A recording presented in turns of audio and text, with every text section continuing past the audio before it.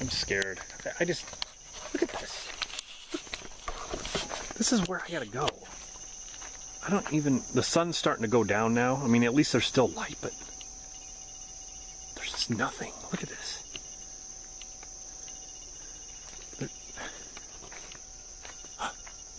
What was that? What was that, guys? Did you hear that? Okay. I'm like, usually I do something funny at the end of videos. That was not meant to be funny like this. I'm being serious right now. What the hell was that noise? I heard someone go, "Ah, no!"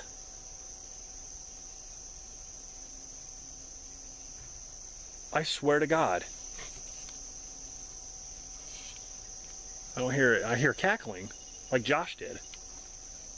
I hear cackling now.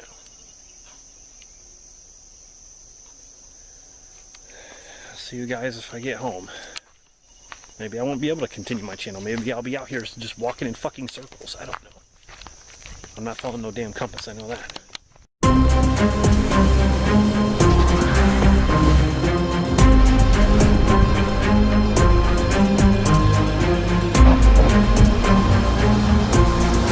I am back with another movie review. A very special movie review. At least for me, because this is one of my favorite horror films of all time. Ever since I first saw this movie in the theater, it has stuck with me. And I still think, to this day, it's one of the creepiest films ever made. Because not only was it realistic, but I believed the main characters, the way they acted. They weren't overacting. You know, they were pretty much being themselves with all the cursing and the laughing and the jokes and all that stuff. The stuff that they would say, it just reminds me of stuff that I would say. But the movie is just so simple and well done that, yeah, I consider it one of the best horror films ever made. I mean, it doesn't, for me, beat The Shining, because that's my favorite horror film of all time. But it's close. The Blair Witch Project, 1999, where 3 film students go missing in the forest doing a documentary of the Blair Witch. And it's basically a school project. And they, you know, they go out into the woods and try to film just to see, you know, if the legend of the Blair Witch is true, about how, like, years and years ago, how the Blair Witch was always accused of, you know, taking children into the woods and killing them. And the whole mythology of the Blair Witch and Ellie Kedward is just amazing. You know, I don't know if it's on this, but on the DVD and even the Blu-ray, you got The Curse of the Blair Witch, which shows you the mythology of Ellie Kedward and how she became the Blair Witch, just from sources and you know, books and diaries and stuff like that people have written about her. And the whole mythology is just fantastic. When this movie first came out, everyone thought it was real, including me. I thought it was real. Then they, you know, you started seeing these actors in different things afterwards, because they were told to keep their mouths shut. But you see them pop up afterwards, so you're like, okay, it's obviously not real. But that did not change anything for me. I don't care if it's real or not real. When I'm, you know, immersed in the situation, when I see what's going on the screen, I feel like I'm in that world. They suck you in and you feel what they're feeling. So I don't care if it's real or not. To me, it just made it into a great movie. Very simple plot, like I said. They go into the woods, they start filming these locations that are famous, you know, for the Blair Witch. There's like gravestones, and then there's like a place called Coffin Rock where these people died on this rock. There's the cemetery that's deep into the forest. There's the Rustin Parr house. They come across this area of trees where there's these little stick figures. Like someone made these stick figures. And in the middle, there's this big grassy stick figure, huge. It looks like it's got hair all over it. Now, what's really cool about the symbolism in this movie, they start interviewing, you know, the three filmmakers start interviewing people from Burkittsville, which is located in Maryland, formerly Blair. And they start interviewing these people, and these people start telling stories of what they heard about the Blair Witch, and stories that you've never heard of. So you kind of get a little bit of a background to what's going on. You kind of get a little bit of a story. And you know, they talk about these instances where they've seen the Blair Witch, and she floats above the ground. She opens her shawl, and she's got hair underneath, which is a symbol for what happens later in the movie. When you, in the middle, when you see the huge stick figure with a bunch of, you know, pine needles on it, it's basically supposed to symbolize hair, because she's hairy. She's a hairy woman. That would scare me. But anyway, so you know, the beginning, you get all these people talking about it, and then they finally go into the forest.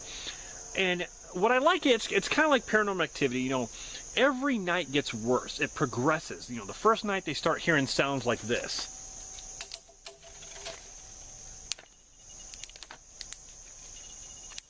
Like, you hear twigs snapping, like somebody's just doing that, or somebody's walking.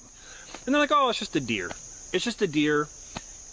If I would have heard a cackling, I would have shit in my pants. There was 2 separate noises coming from 2 layers of space over here. One of them could have possibly been an owl, but the other one was like a cackling. Yeah, it was a total cackling, man. Joshua Leonard's awesome.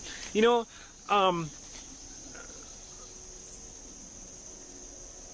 I keep thinking I see something. God, what is it with this movie? It just, I'm not even in the woods. I don't even think these woods are haunted. This trail's creepy as hell, but I keep thinking I see things. It's because I keep thinking about this.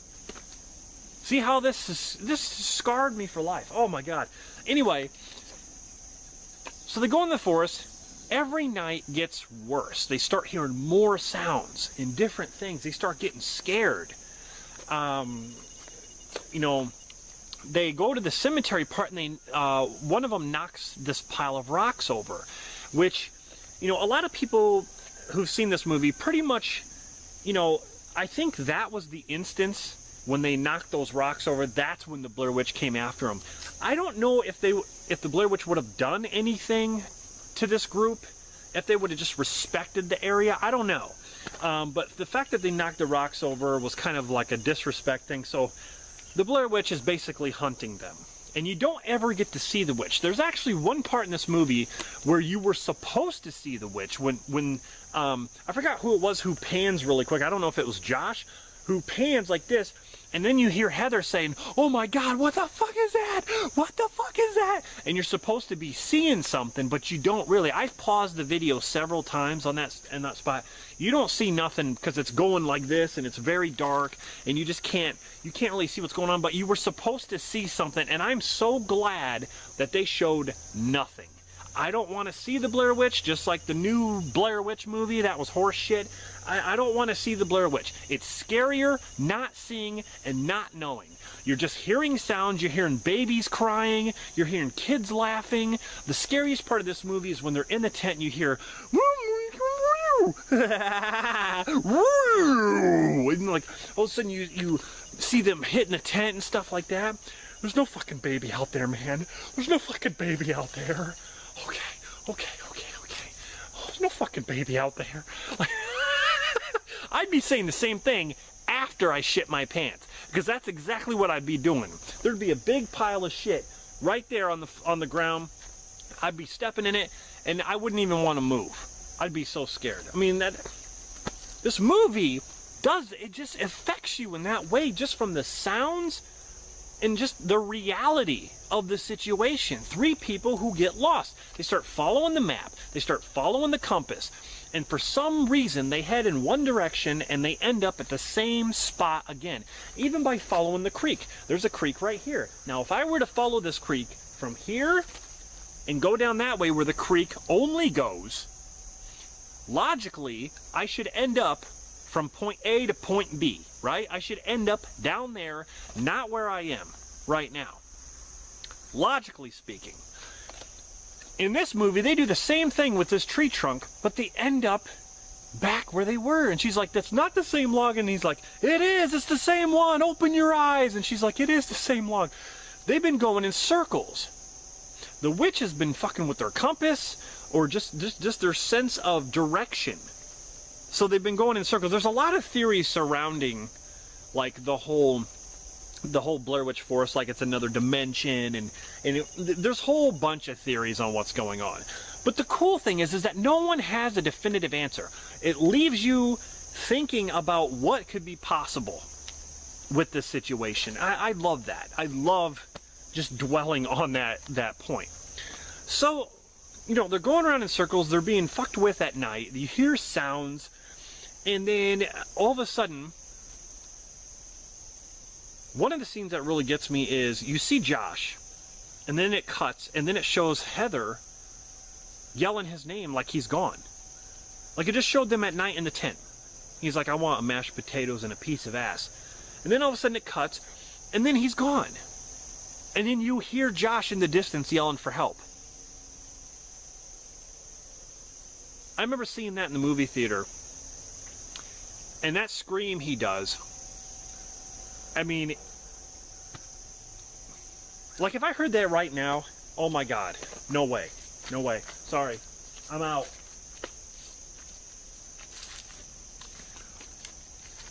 They go looking for Josh, but before they do that, they receive a package at the door of the tent. Heather opens it, and I think it's a tongue and teeth. It's Josh's. Someone ripped out his teeth and tongue, wrapped it in this care package with his flannel shirt, and Heather sees it, but Michael doesn't. Because you have three. You have Joshua Leonard, Heather Donahue, and Michael Williams. Michael does not see it. She throws it, and he doesn't see what the package is. So he has no idea. So they go looking for Josh.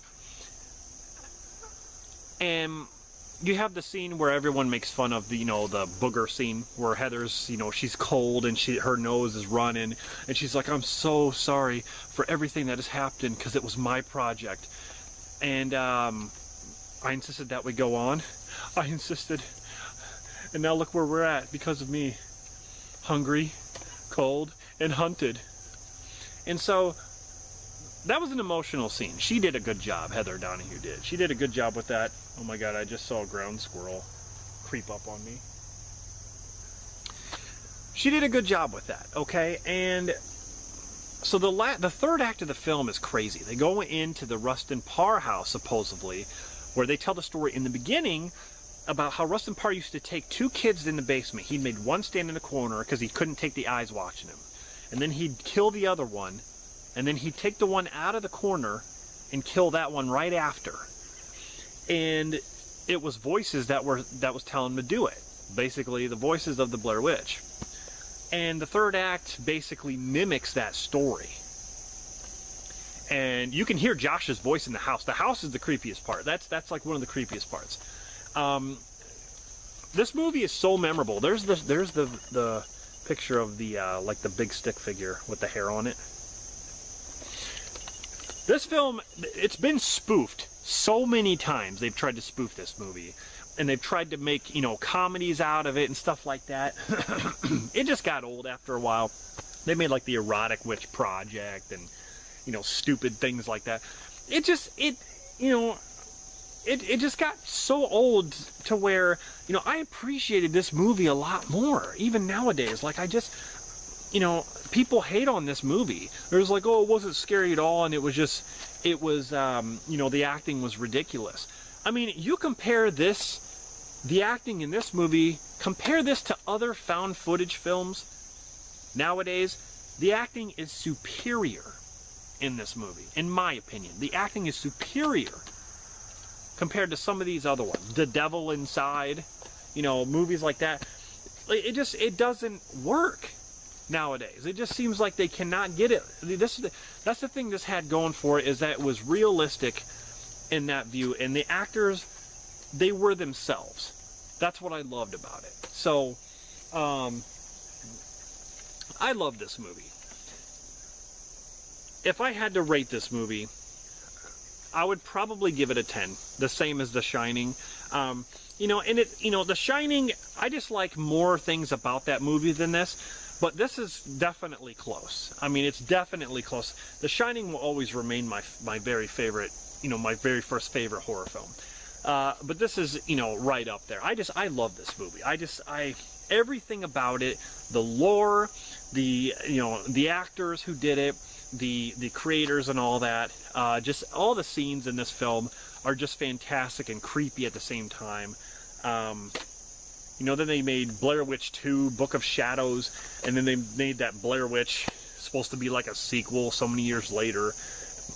Those movies sucked, man. They don't even compare to this. All of this is a documentary. All this is footage put together to make a film. That's all this is. And it worked.